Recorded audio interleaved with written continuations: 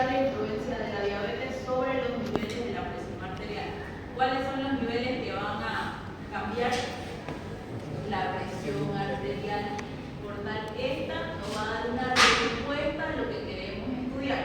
¿Se entendió? ¿Sí? ¿No? ¿Otra vez? Ya. Vamos. Las variables dependientes son de respuesta. Respuesta. ¿Qué sería una respuesta? A ver, si yo quiero estudiar cuántos alumnos se van a aplazar en la materia de epidemiología, ¿qué me va a dar la respuesta? La nota. O sea, como tal, la nota. ¿Y qué me va a explicar esa nota? La cantidad de respuesta que van a dar. Ahora sí, eso me explica, ¿cierto? Una me va a dar una respuesta específica que es afirmativo o negativo, nada más. La nota me define entre ustedes si pasa o no pasa, o define algo más. No, porque puede que ese día yo estuve distraído y no significa que no soy inteligente. Simplemente me va a definir si pasamos o no pasamos, que esos son en las materias, ¿ok? La inteligencia ya va en el entendimiento de cada cosa que ustedes realizan. Pero ¿qué me va a explicar para que llegaron a esa nota? La cantidad de preguntas que respondieron o no respondieron. Entonces, ahí ¿cuál sería mi variable dependiente e independiente? Hablando de notas y preguntas.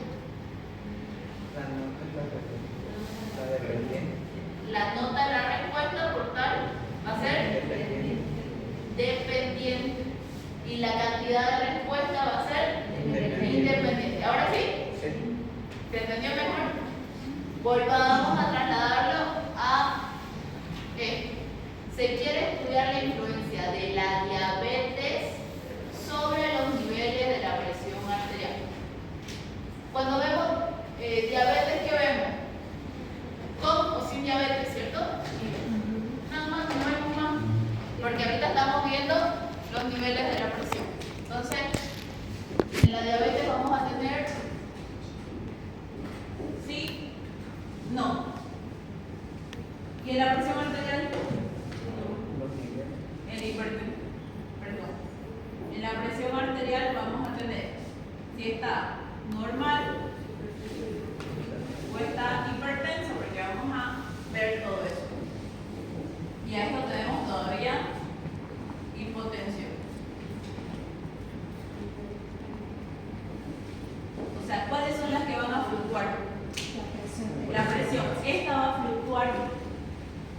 Esta me va a estar arriba, abajo, abajo.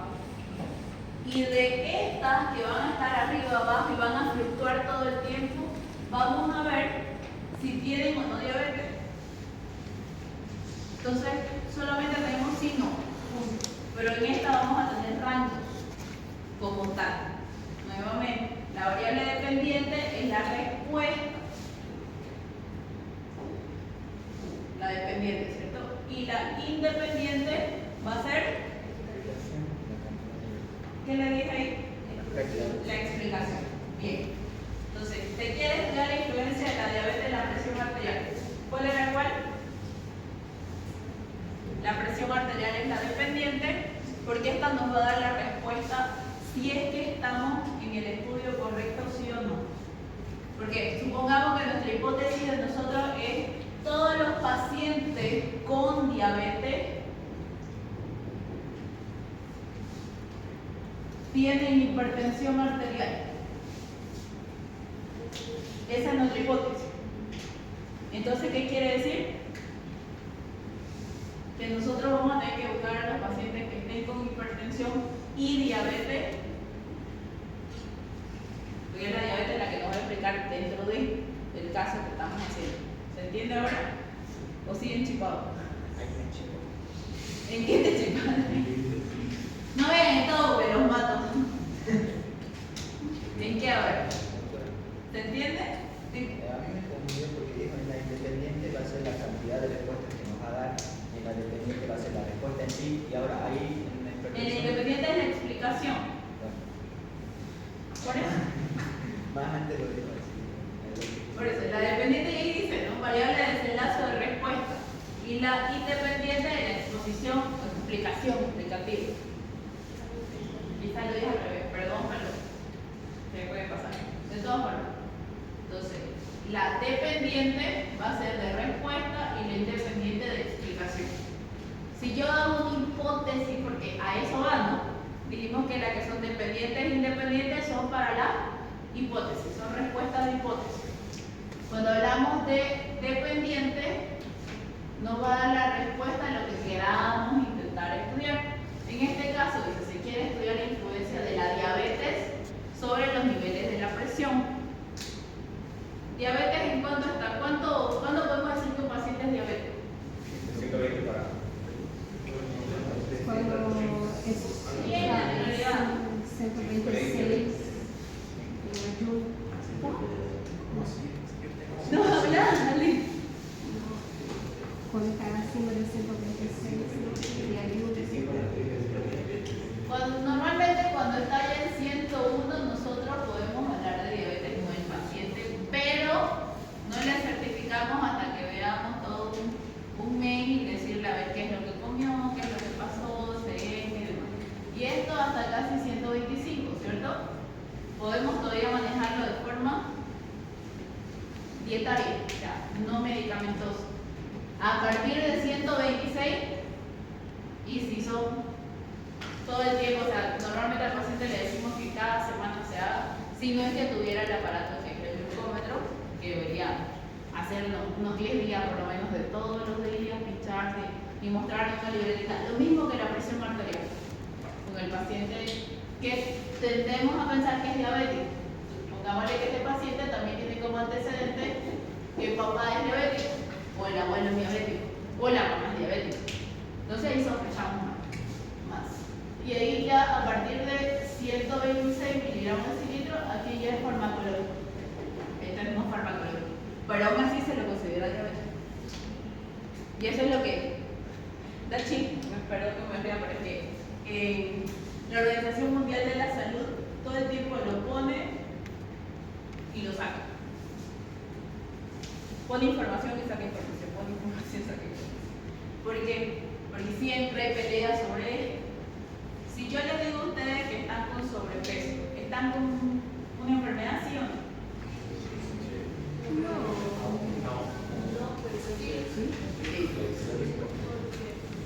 Sí, porque ya estás yendo a y eso te puede predisponer a subir más. Pero si vos le decís a un paciente, no, tranquila, solo tenés sobrepeso, ¿qué va a pasar con ese paciente? Va a seguir subiendo. Entonces lo mismo hacemos con la glicemia. Ya una vez vemos que está en 101, mire señor, usted está comenzando a tener problemas relacionados con la glicemia en sangre. ¿Ok? Entonces esto nosotros lo consideramos diabetes, pero podemos tratarlo no farmacológicamente por ahora. Por ahora. ¿Qué quiere decir? Que usted va a venir y hacerse controles cada mes o cada 3 meses si vemos que la paciente tiene buena predisposición o sabemos, porque sabemos cuando un paciente va a hacer caso y cuando no. ¿Ok? Entonces, si usted hace caso totalmente, en unos 3 meses su cuerpo va a transformar eso que nos mostró como una glicemia alta, puede transformarlo en lo normal y bajar.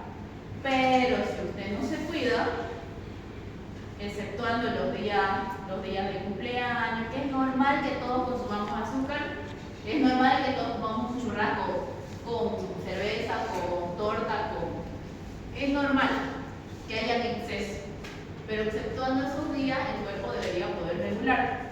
¿Por qué? Porque tenemos muchas funciones en el cuerpo que regulan el azúcar y no solamente hablando del páncreas, porque también la actividad que nosotros hacemos, la energía que ustedes le ponen a cada cosa que hace, disminuye la glicemia o lo aumenta.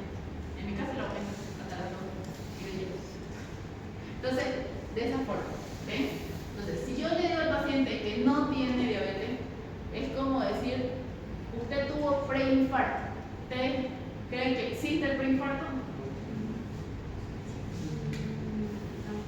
La zona, ¿muere o está vivo? No existe el medio me muero, medio me morí. ¿Qué es el infarto? Es muerte celular a nivel cardíaco, ¿cierto? Sí. Entonces, ¿será que hay medio muerte celular? La célula medio se cayó. ¿Será que existe eso? No, lo mismo, no existe. Le dio preinfarto, prediabetes. Simplemente muchas personas tratan de decirlo así, prediabetes, para que el paciente no se asuste, pero no funciona. Si yo al paciente no le digo las cosas claras, ¿qué termina haciendo? Mañana o saliendo de la consulta una Coca-Cola, ¿ves? Y te mira, tomando Coca-Cola. No funciona, es mejor decirle las cosas de previo. Es como ustedes, si no estudian se van a aplazar, si ponen son bajos. Yo les digo que se preocupen, la siguiente van a mejorar, otra vez se van a dejar. Y epidemia es cara. Yo ya vi lo. Yo quisiera repetir epidemia. Por favor, no repito. Ok, ahora los números posibles de espacio muestral. Estas pueden ser continuas y discretas. Continuas cuando van a adoptar un número finito. ¿Qué es un número finito? ¿Alguien que me diga un número finito qué? Son números que terminan, ¿no? ¿Eso es finito o no? Sí. Ya. Todo número que vaya a terminar es finito. Entonces, en este caso, ahí dice talla y peso. ¿Por qué lo tomamos como finito, talla y peso? Porque será que en esta aula, si yo les tomo, ya tenemos las tallas y los pesos de todos, ¿será que va a ser infinito o va a ser finito? Va a ser finito. ¿Por qué? Porque comienza desde el alumno 1 hasta el alumno 32 y no puede haber más. ¿Por qué? Porque tenemos solo esa cantidad muestral de pacientes. Bien. Ahora, si hablamos ya de discreta, vamos a ver el número, perdón. Y estas continuas pueden medirse en escalas de intervalos y de razones. ¿Por qué? Porque vamos a tener intervalos entre uno y otro. Y razones son las que vamos a tener las continuas. Las discretas solo son posibles números finitos de valores específicos. Por ejemplo, en esto, cuando hablamos de peso y de talla, ¿vamos a tener comas, sí o no? Sí. Sí, pues no, porque vamos a tener 1,71 como 1,58. ¿Tenemos? Una coma. Esa coma nos hace fracciones, ¿cierto? Si lo haríamos en denominativo, lo haríamos bajo fracciones. No van a pensar así, que ahorita no quiero convertir la fracción. Pero las discretas son también números finitos, porque estamos hablando de una muestra y estas no pueden tener fracciones. O sea, esto no puede existir. Por ejemplo, si yo le digo, ¿cuántos hijos son en su familia Santillán? 2. ¿Será que hay 2,5 hijos? No. Aunque mida unos 50, pero cuenta como uno, no sean malos. Entonces, son 2. No puede haber 2.5 hijos o 2.6. Entonces, son números enteros en este caso, ¿ya? Y vamos a tratarlo también con escalas nominales y ordinales. ¿Cuál es la escala nominal? La escala nominal consta de 2 o más categorías. Cuando son 2 categorías es dicotómica. Cuando son más de 2 categorías son politómicas. ¿Ok? Dicotómica. Por ejemplo, sexo, masculino o femenino, son 2. Fuma, sí, no, son 2. Pasa en la clase, sí, no, son 2. Ahora, politómica, cuando hay más de 2. Por ejemplo, estado civil, casado, soltero, viudo, divorciado. ¿Quiénes son viudos del campo? Y todos se miran a ver quién es. Y así sucesivamente. Aunque actualmente, según el estado civil el registro civil, solamente existe soltero y casado. No existe más, el resto se abolió. Ahora, procedencia de ingreso. Nuestro paciente puede proceder de urgencia o emergencia, puede venir de consulta externa y puede ser derivado de otro hospital. Son 3, entonces es politómica. Más de 2 es politómica. Grado de parentesco: hermanos, padres, tíos, abuelos. Ahora, cuando estamos hablando de escala nominal, esta no tiene orden. ¿Ok? Entonces yo podía haber comenzado acá con padres, tíos, abuelos, hermanos. Lo mismo acá, fumar no, sí, masculino, femenino, femenino, masculino. Puedo iniciar por donde yo quiera. No tiene un orden, a diferencia de la escala ordinal. Esta sí lleva un orden. Entonces, vamos a ver que como tal lleva su orden. Clase social, baja, media, alta. Puede ser ascendente o descendente, pero no puedo comenzar por media, alta, baja, porque no estaría yendo en orden. Bien, cuando comenzamos el colegio, primaria, pongámosle, ¿será que yo puedo iniciar en cuarto de primaria? No, comenzamos en primero, ¿cierto? Entonces tiene un orden, primero, segundo, tercero y así sucesivamente. Fumar, 0 no fumador, 2 fumador menor a 10 días, moderado 10 a 20 días, gran fumador mayor a 20 días y así sucesivamente a todos le puedo poner un orden. Ahora, la escala de intervalo. Esta quiere decir que sus clases son iguales, pero al mismo tiempo nos van a dar intervalos de uno y el otro. Me encanta siempre tener que usarlo porque es lo que más entendemos. ¿Cuánto creen que está la temperatura aquí adentro? 16. Estamos hablando de una misma habitación donde ustedes contienen. 16. Y si los hago salir a ustedes mismos al pasillo, ¿cuánto creen que está la temperatura? 34 infiernos, así más o menos. Entonces, estamos hablando del mismo, estamos hablando de la misma, ¿cómo se dice eso? De la misma clase, que es la temperatura, pero en diferentes intervalos, ¿ok? 16 y 34 infiernos. Entonces, estamos hablando de intervalos. ¿Se entendió hasta acá? Bien, que ustedes lo van a hacer después. Y la escala de razones, su cualidad adicional es que el 0 indica ausencia. ¿Qué quiere decir? Cuando ustedes se suben a la balanza, ¿qué es lo primero que indica? 0. El 0, ¿cierto? Es nuestro inicial. Cuando vamos a ver una escala métrica, una regla, ¿cuál es su inicio? 0. Entonces ahí estamos hablando de escala de razones. Entonces todo lo que nosotros medimos métricamente comienza como escala de razones. ¿Se entendió hasta acá? Sí. Bien.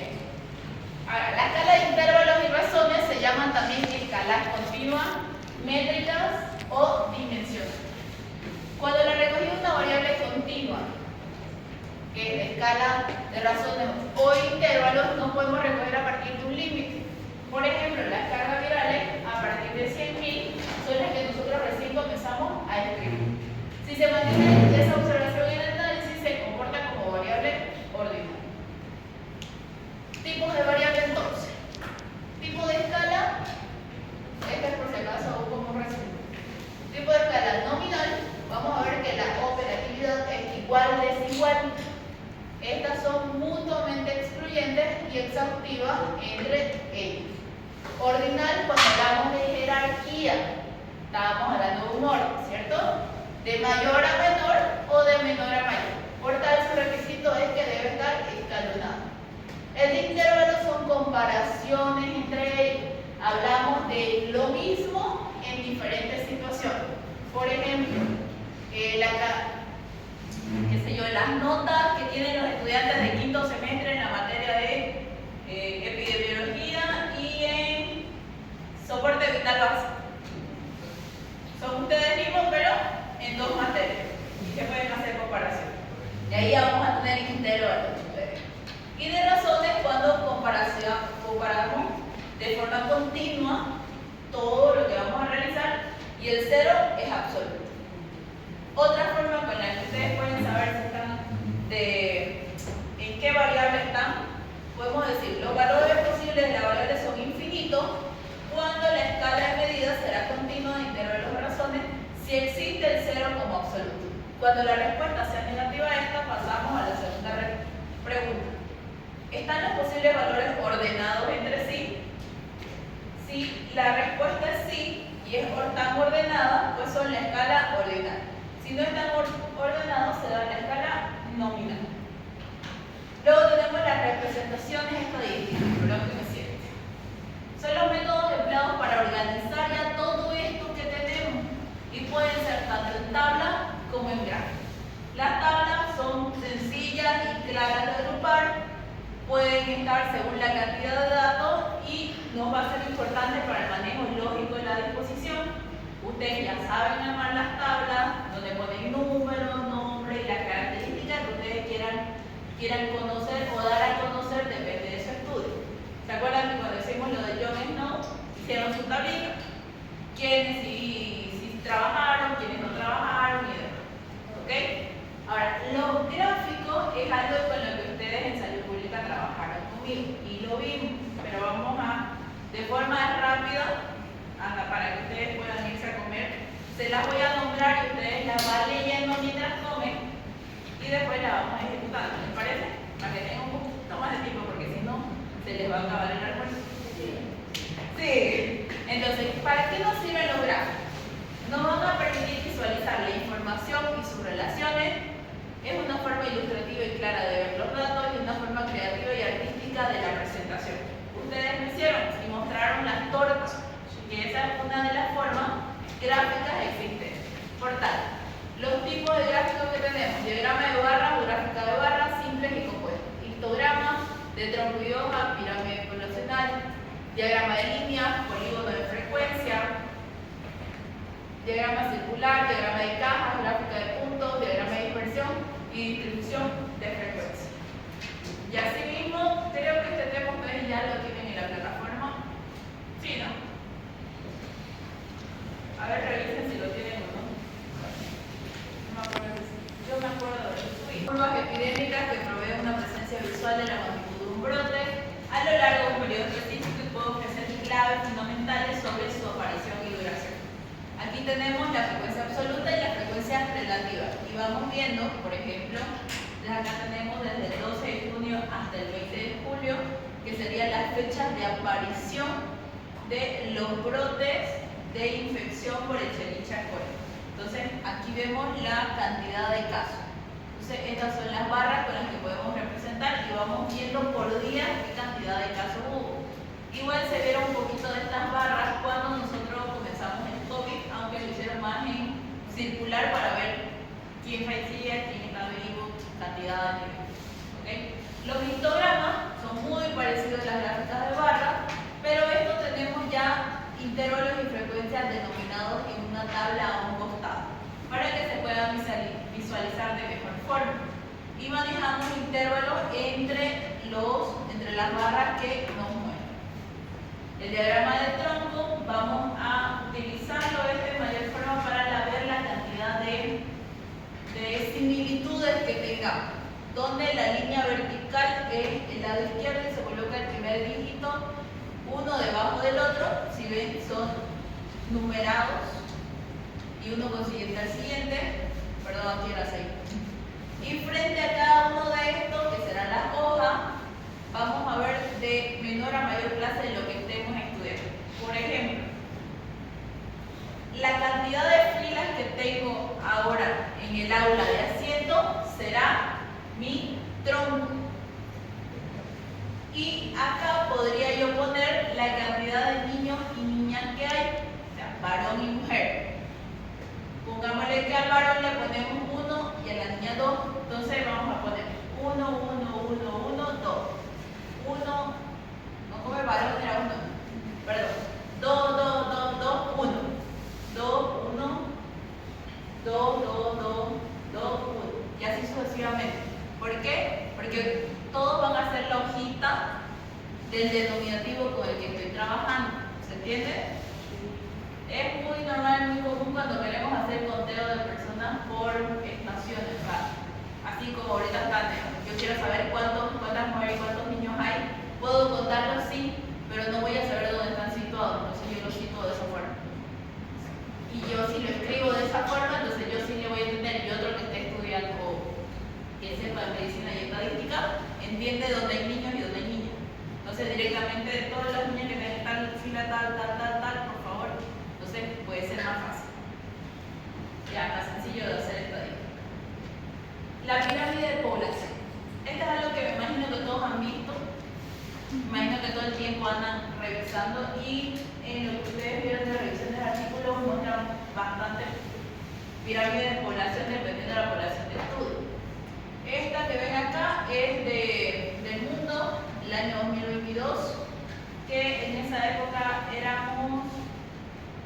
más de 7.000 millones de habitantes, donde lo ven más ancho. O sea, donde lo ven más ancho significa que es la mayor cantidad de personas que hay en ese grupo etario. Por si acaso aquí está el grupo etario. Si usted 100 o más, de arriba, número 0. 5, 5, más o menos, de 5 a 10 podría ser. Ven, es lo más ancho que está, después este piquito está más, no, está por debajo. Entonces, eso sería. Entonces, podríamos deducir que la población de entre 5 a 10 años son la más voluptuosa a nivel mundial. Entonces, el grupo etario tendría mucho. El diagrama de línea es frecuente en estudio de costos y de seguimiento de los pacientes. Como por ejemplo, este estudio fue hecho en un hospital en donde realizaban trasplantes de riñón. Entonces, acá vamos a ver el número de trasplantes que se realizan y los años de la trayectoria del estudio. Hicieron un estudio de 1981 a 1997 para ver cuántos trasplantes renales se hicieron en esa época. ¿Por qué se hicieron hasta esa época? Porque hasta 1997 los trasplantes renales no tenían los equipos sofisticados que tenemos ahora. No había, recién en 1998 al 2000, recién aparecieron nuestros aparatos más minuciosos, hasta para corte, sellado y demás.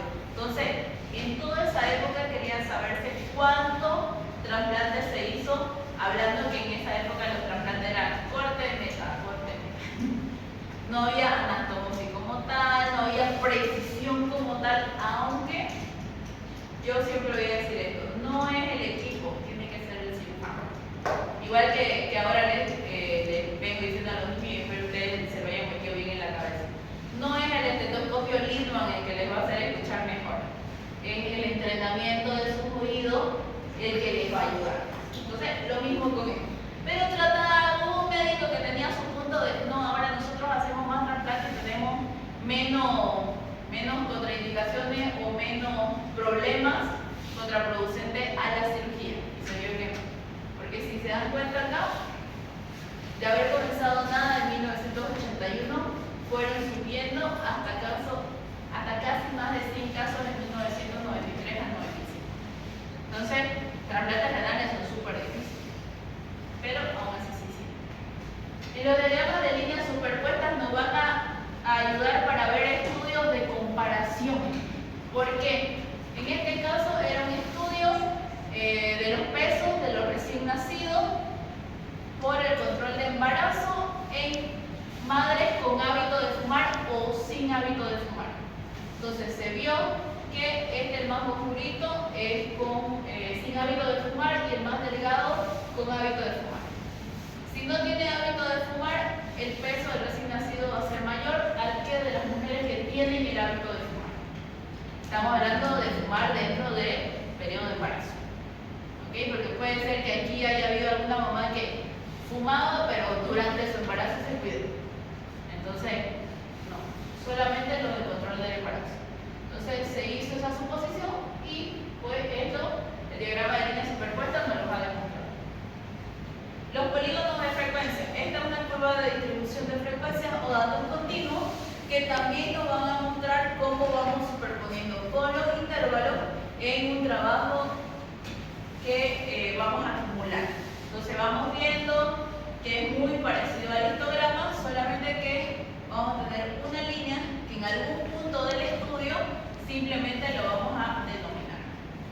El diagrama circular es algo que todos usan, es lo más básico y lo más rápido para usar y más común. ¿Por qué? Porque aquí vamos a ver porcentaje.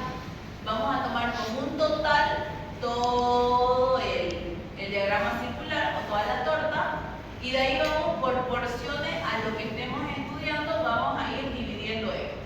Y ahí vamos mostrando pues por porcentaje hasta llegar al 100%.